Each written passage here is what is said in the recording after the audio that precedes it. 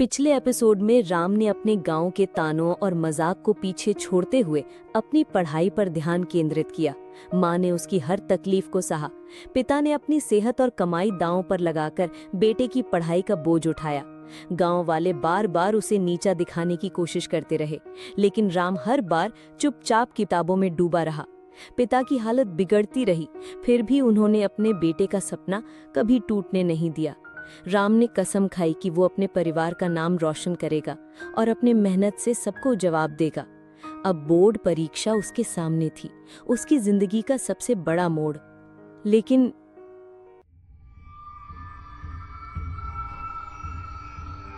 राम की ये खुशी किसी को खल रही थी। रात का सन्नाटा पूरे गांव को अपनी चादर में ढक चुका था। ठंडी हवा के झोंके खिड़कियों के दरारों से भीतर घुस रहे थे। राम अपने छोटे से कमरे में बैठा था।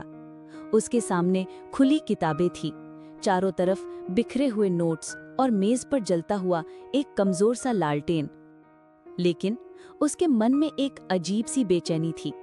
ये बेचैनी सिर्फ बोर्ड परीक्षा की नहीं थी, बल्कि उस अनदेखे डर की थी जो उसके चारों तरफ घूम रहा था। उसे नहीं पता था कि आने वाले दिनों में उसका सामना सिर्फ किताबों से नहीं होगा, बल्कि एक ऐसी सच्चाई से होगा जो उसकी जिंदगी की दिशा बदल देगी। राम अपने आप से बड़बड़ाते हुए, आवाज थकी हुई लेकिन दृढ़। बस 2 महीने, सिर्फ 2 महीने। अगर ये निकाल लूं तो सब कुछ बदल जाएगा। मुझे किसी को साबित करना है कि मेहनत करने वाला गरीब लड़का भी दुनिया जीत सकता है। ये किताबें ही मेरी ताकत हैं, ये पन्ने ही मेरे हथियार। चाहे दुनिया मुझे रोकने की कितनी भी कोशिश कर ले, मैं रुकने वाला नहीं हूं। राम की आंखों में नींद नहीं थी। किताबों के पन्ने पलटते पलटते उसकी सोच बार बार अतीत में चली जाती। वो अपने पिता को याद करने लगा, कैसे उन्होंने अपनी पुरानी साइकिल और माँ के गहनों को गिरवी रखकर उसकी पढ़ाई का खर्च उठाया था। कैसे उन्होंने जयंतीलाल के घर चौका बर्तन, गाड़ी धोना और पैरों की मालिश तक करके पैसे जुटाए थे। बेटा, तेरा भविष्य मेरी आखिरी सांसों की ताकत है। मैंने अपनी जवानी खपाई, अपनी कमाई बेच डाली, सिर्फ इसलिए कि तू वो मंजिल पा सके जो मैं कभी नहीं पा सका। पिताजी, मैं जानता हूं आपने मेरे लिए कितना सहा है। अगर मैं हार गया तो ये हार सिर्फ मेरी नहीं होगी, ये आपके सपनों की हार होगी, और मैं ये होने नहीं दूंगा। जैसे ही उसने फिर से किताब खोली, बाहर से कुत्तों के भौंकने की आवाज आने लगी। पहले हल्की, फिर तेज, जैसे किसी अनजाने खतरे की आहट हो।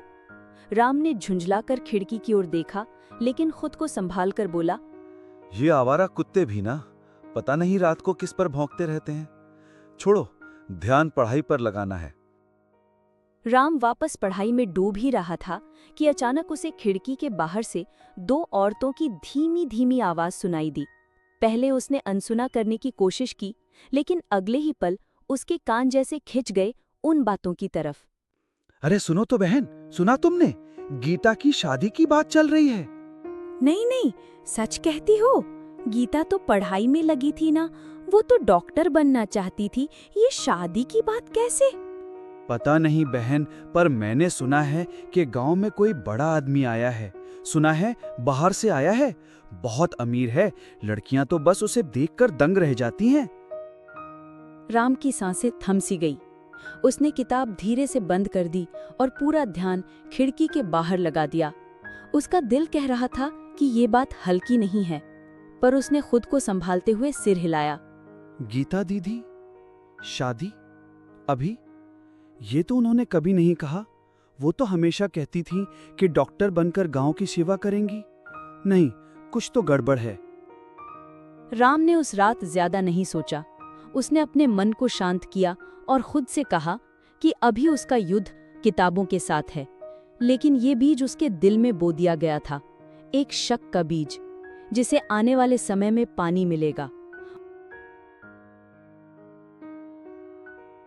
सुबह का सूरज अभी पूरी तरह से उगा भी नहीं था। हल्की सुनहरी किरणें गांव के मिट्टी के घरों की दीवारों पर पड़ रही थी, पर उस रोशनी से भी ज्यादा चमक किसी और की आंखों में थी। वो आंखें थी राम की। आज उसका परीक्षा का दिन था और उसके दिल की धड़कनें मानो पूरी चौपाल सुन सकती थी। रात भर नींद नहीं आई थी, लेकिन उसके चेहरे पर थकान नहीं, बल्कि एक अलग ही जोश लिखा था। राम, आज का दिन साधारण नहीं है। आज का दिन तेरे जीवन की किताब का सबसे बड़ा पन्ना है। आज तुझे ये साबित करना है कि गरीब होने का मतलब बेबस होना नहीं होता। आज तुझे ये दिखाना है कि मेहनत सच में किस्मत बदल सकती है।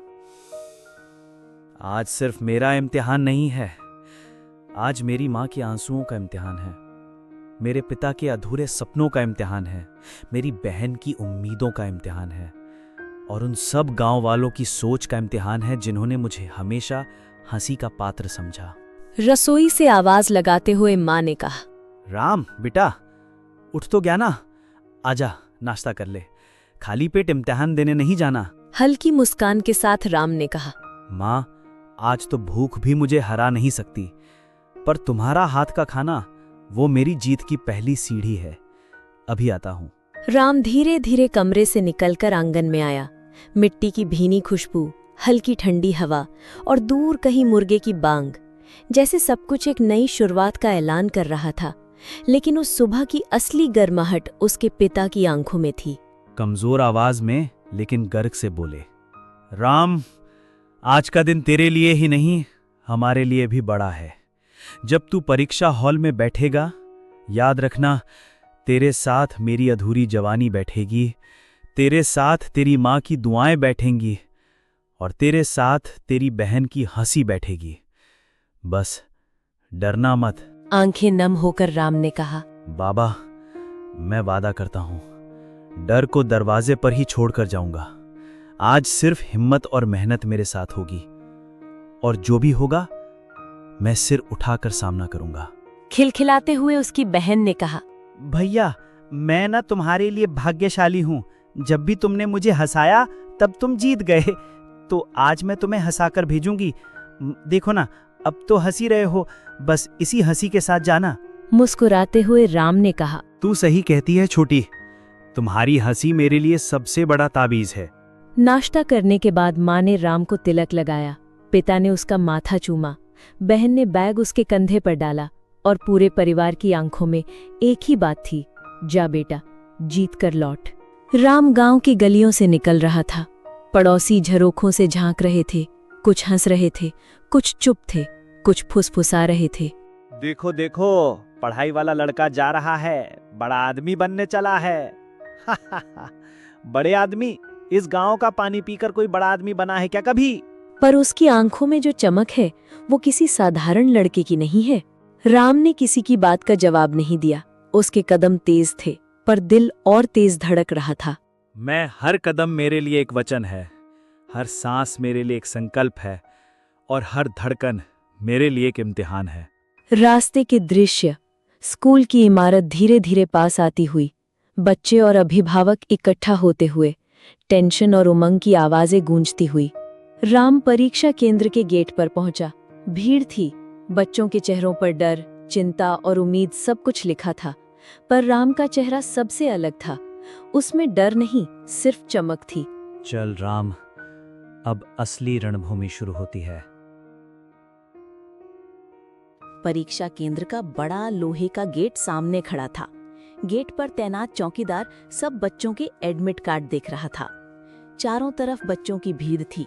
कोई अपनी किताबों को बार बार पलट रहा था, कोई घबराकर माँ का हाथ कसकर पकड़ रहा था, कोई दोस्तों के बीच भी हंसने की कोशिश कर रहा था, पर चेहरे की बेचैनी छिप नहीं रही थी।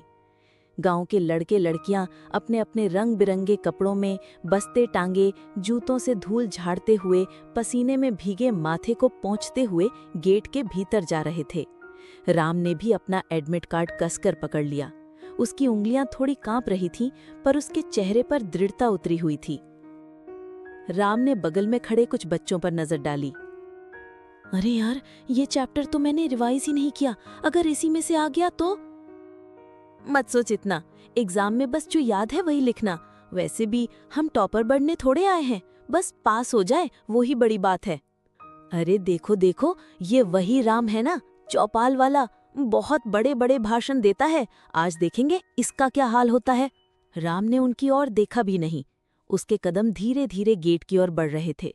उसके कानों में अब सिर्फ एक ही आवाज गूंज रही थी, हार मत मानना। नाम राम कुमार, रोल नंबर 4721। ठीक है, अंदर जाओ। याद रखना, मोबाइल किताब कुछ भी अंदर मत ले जाना। राम ने सिर झुकाकर हामी भरी और गेट पार कर गया। जैसे ही उसने गेट पार किया, उसके दिल की धड़कन तेज हो गई। उसे लगा जैसे वो किसी नए संसार में प्रवेश कर चुका है। अंदर का दृश्य बड़ा ही विचित्र था। बच्चे एक और दीवार से टिककर आखिरी मिनटों की तैयारी कर रहे थे। कुछ दुआ मांगने के लिए हाथ जोड़ रहे थे। शिक्षक यानी इन्विजिलेटर्स अपने रजिस्टर्स और आंसर शीट संभालते घूम रहे थे। अनाउंसमेंट्स की आवाज लाउड स्पीकर से गूंज रही थी। सभी परीक्षार्थी ध्यान दें, एग्जाम शुरू होने में अब सिर्फ 20 मिनट शेष हैं। कृपया अपनी अपनी सीट पर जाकर बैठ जाएं। एडमिट कार्ड और पेन्स तैयार रखें। किसी भी प्रकार की नकल सख्ती से वर्जित है। राम की नजर एक पल को ऊपर उठी। सामने स्कूल की इमारत खड़ी थी। पुरानी दीवारें, टेढ़े मेढ़े दरवाजे, खिड़कियों पे लगे जंग लगे ग्रिल्स। पर आज ये जगह किसी मंदिर से कम नहीं थी। यही वो जगह थी जहाँ किस्मतें तय होने वाली थीं। राम ने अपने बैग की स्ट्रैप कसकर पकड़ी और अंदर जाने लगा। तभी उसकी नजर बगल में खड़े एक लड़के पर पड़ी जो बहुत घबराया हुआ था। भाई, मेरा एडमिट कार्ड कहीं खो ना जाए, बार बार देख रहा हूँ। पेट में अजीब सा दर्द हो रहा है। क्या होगा अगर मैं फेल हो गया तो? भाई डर मत, ये सोच कि फेल होगा या पास। बस ये सोच कि आज जो मेहनत की है वही लिखना है। डर से दिमाग बंद हो जाता है। भरोसा रख, तू ठीक करेगा। सच कहता है? तू तो बड़ा शांत लग रहा है। शांत नहीं हूं, अंदर बहुत तूफान है, लेकिन उस तूफान को मैं हिम्मत में बदल रहा हूं। तू भी ऐसा कर। राम के ये शब्द सुनकर लड़के की आंखों में थोड़ी चमक आई और राम खुद भी समझ गया कि उसके शब्द सिर्फ दूसरों के लिए नहीं, बल्कि खुद के लिए भी हिम्मत का स्रोत थे। सुनो सब बच्चे, लाइन में लगो और एक एक करके क्लासरूम में जाओ। एडमिट कार्ड चेक होगा और सीट नंबर बताया जाएगा। भीड़ मत करो।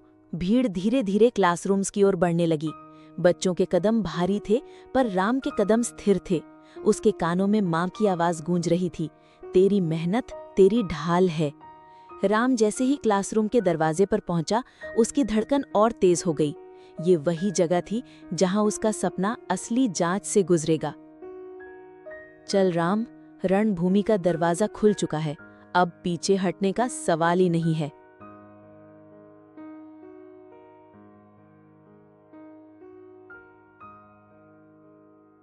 सूरज डूब चुका था। गांव की गलियों में हल्की हवा चल रही थी। राम थका हारा परीक्षा देकर लौट रहा था। उसके चेहरे पर थकान थी, लेकिन आंखों में एक अलग ही चमक। ये चमक मेहनत की, उम्मीद की और आने वाले कल की थी। जैसे ही वो घर पहुंचा, आंगन में उसका परिवार और कुछ गांव वाले बैठे हुए थे। माहौल थोड़ा भारी था, क्योंकि बातें सिर्फ पढ़ाई की नहीं, बल्कि गीता की शादी और घर की जिम्मेदारियों की हो रही थीं। मदर चिंतित स्वर में, बेटा आ गया तू? देख तो, तेरे लिए खाना रख दिया है। तू तो एग्जाम देकर आया है, तुझे आराम करना चाहिए। लेकिन देख, यहाँ तो हालात ही अलग हैं। हर कोई बस शादी की बातें कर रहा है। फादर थोड़े थके स्वर में मगर संयमित, बेटा परीक्षा का क्या हुआ? छोड़, वो सब बात बाद में करेंगे। अभी तो यहाँ सब इकट्ठा हुए हैं। गीता की शादी की बात आगे बढ़ानी है। तेरी माँ के गहने पहले ही गिरवी रखे हुए हैं और अब तो लोग उधार देने से भी कतराने लगे हैं। गीता बहन धीमे स्वर में आंखें झुकी हुई, भैया मैं शादी की बातों से बचना चाहती थी। मैं तो चाहती थी कि अपनी पढ़ाई पूरी कर लूं, लेकिन गांव वाले, रिश्तेदार सब यही पूछते हैं कि लड़की घर पर कितने दिन और रहेगी। मुझे लगता है जैसे मैं बोझ बन गई हूं।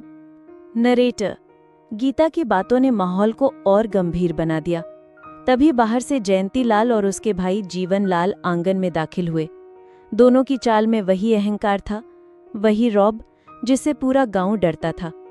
जयंतीलाल कड़क और भारी आवाज में। अरे राम के बाबूजी, सुना है बिटिया की शादी की बातें चल रही हैं। अच्छा है, लेकिन देखो ये काम आसान नहीं है। दहेज खर्चा सब कुछ लगेगा, और तुम्हारी हालत तो सब जानते हैं। मेहनत कर लो, पर समाज के सामने इज्जत बचाना आसान नहीं। जीवनलाल ताने कसते हुए। हाँ भाई, और राम तो अपने सपनों में ही खोया रहता है। न जमीन है न पैसा, पढ़ लिख कर क्या करेगा। देख लेना, शादी का खर्चा भी आखिरकार तुम जैसे गरीबों की कमर तोड़ देगा। फादर संयम से मगर दर्द भरे स्वर में। जयंतीलाल जी, जीवनलाल जी, हमें हमारी मजबूरी का एहसास है, पर हम कोशिश करेंगे कि इज्जत से अपनी बेटी को विदा करें, चाहे इसके लिए मुझे अपनी आखिरी सांस तक मेहनत करनी पड़े। मदर आंखों में आंसू भरकर। भगवान गवाह है, मैंने अपने गहने बेच दिए, खेत गिरवी रख दिए, अब क्या बचा है मेरे पास। पर मेरी बिटिया का घर बस जाए, यही दुआ करती हूँ। राम दृढ़ स्वर में मगर संयमित। बाबूजी, अम्मा, आप लोग क्यों इतना परेशान हैं? गीता दीदी की शादी मेरी जिम्मेदारी है। आज भले मेरे पास कुछ नहीं है, लेकिन कल होगा, और जब तक मैं जिंदा हूं कोई मेरी बहन को बोझ कहने की हिम्मत नहीं कर सकता। जयंतीलाल हंसते हुए व्यंग्य से। वाह राम, बड़ी बड़ी बातें करना तो तुझसे सीखना चाहिए। कल क्या होगा ये भगवान भी नहीं जानता, और तू तो बस हवा में महल बनाता है। तेरी मेहनत से घर नहीं चलते, शादी ब्याह किताबों से नहीं होते, उसके लिए पैसा चाहिए, पैसा। जीवनलाल सही कहा भाई, राम की बातें सुनकर तो लगता है जैसे ये गांव का मसीहा है, लेकिन हकीकत यह है कि तेरे पास 1 रुपया भी नहीं, और लोग कहते हैं कि गरीब आदमी के सपने सबसे बड़े मजाक होते हैं। राम ने गहरी सांस ली और धीमे लेकिन तीखे स्वर में कहा, हाँ, मेरे पास अभी पैसा नहीं है, पर हिम्मत है, और हिम्मत ही वो पूंजी है जो एक दिन सब कुछ बदल देगी। तुम दोनों हंसो, ताने मारो, पर एक दिन यही राम जिसे तुम आज मजाक समझ रहे हो, कल सबके लिए मिसाल बनेगा। नरेटर राम की बातों के बाद माहौल और भारी हो गया। जयंतीलाल और जीवनलाल ने एक दूसरे को देखा और मुस्कुराते हुए चले गए। उनके चेहरे पर वही संतोष था जो दूसरों की कमजोरी देखकर आता है। शाम का वक्त था। आसमान में ढलते सूरज की आखिरी किरणें गांव की गलियों में सुनहरी परछाइयां बिखेर रही थीं। आंगन में बैठे मेहमान धीरे धीरे उठने लगे। लड़के वाले अपनी हंसी और औपचारिक मुस्कानें समेटकर घर से बाहर निकल रहे थे। दरवाजा बंद होते ही घर के भीतर का माहौल एकदम बदल गया। वही चुप्पी, वही भारीपन, जैसे किसी ने सबके दिलों पर बोझ रख दिया हो। राम बेटा, इन सब बातों को दिल पे मत लेना। लोग तो आते जाते रहेंगे, उनकी बातें, उनके ताने, ये सब हवा की तरह हैं। लेकिन याद रख, तेरी असली परीक्षा अब सामने है। अरे 2 दिन बाद तो तेरा रिजल्ट है ना।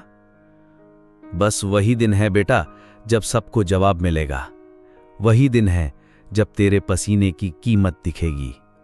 हाँ बाबूजी, मुझे पता है, मैं डरा नहीं हूं। सच कहूं तो मैं बेसब्री से उस दिन का इंतजार कर रहा हूं, क्योंकि उस दिन मेरे सपनों और मेहनत का फैसला होगा। उस दिन मैं दुनिया को बता दूंगा कि गरीब का बेटा भी अपनी पहचान खुद बना सकता है। बेटा, तेरी ये बातें सुनकर मेरा दिल तो गर्व से भर जाता है, पर मां हूं ना, इसलिए डर भी लगता है। बस भगवान करे उस दिन तेरे नाम के आगे वही लिखा हो जिसका तू हकदार है। तेरी मेहनत रंग लाए, यही दुआ है मेरी। वो रात लंबी थी। सबके चेहरे पर अनकही बेचैनी थी, लेकिन सब सोने का नाटक करते रहे। कमरे में जलता छोटा सा दिया जैसे गवाह था कि ये घर किसी तूफान से गुजर रहा है।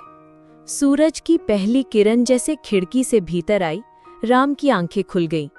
आज वो रोज से कहीं ज्यादा अलग महसूस कर रहा था, जैसे भीतर से कोई अदृश्य ताकत उसे आवाज दे रही हो। आज मेरी इम्तिहान की घड़ी है। आज फैसला हो ही जाएगा कि कौन बेवकूफ है और कौन अपने इरादों पे खड़ा उतरने का दम रखता है। मैं पीछे हटने वालों में से नहीं हूं। अगर गिरा भी तो उठकर फिर से चलूंगा। लेकिन हार मानना वो मेरे लिए मुमकिन ही नहीं है। राम ने अपने चेहरे पर पानी छीटा, साफ कपड़े पहने और किताबों के बीच बैठ गया। हर पन्ना उसे याद दिला रहा था कि उसने कितनी नींदें कुर्बान की थीं, कितनी भूखें सही थीं और कितनी बार मजाक झेला था। माँ, बाबूजी, दीदी, सब जल्दी आओ, मेरा रिजल्ट आने वाला है। भगवान, मेरी तो धड़कन तेज हो रही है। डर मत, सब ठीक होगा। तेरी मेहनत कभी धोखा नहीं देगी। राम ने दीदी का लैपटॉप खोला। स्क्रीन पर बोर्ड की ऑफिशियल वेबसाइट खुली। रोल नंबर और एडमिशन आईडी डालने के बाद एंटर दबाया। स्क्रीन पर सिर्फ एक शब्द चमक रहा था, लोडिंग। उस वक्त घर के चारों ओर सन्नाटा फैल गया। हर किसी की सांस अटक गई। और फिर जैसे वक्त थम गया हो, सबकी निगाहें उस स्क्रीन पर जमी थीं। ये वो पल था जो पूरे परिवार की किस्मत तय करने वाला था। लेकिन राम की ये खुशी किसी को खल रही थी। और तभी स्क्रीन हल्की सी झिलमिलाई।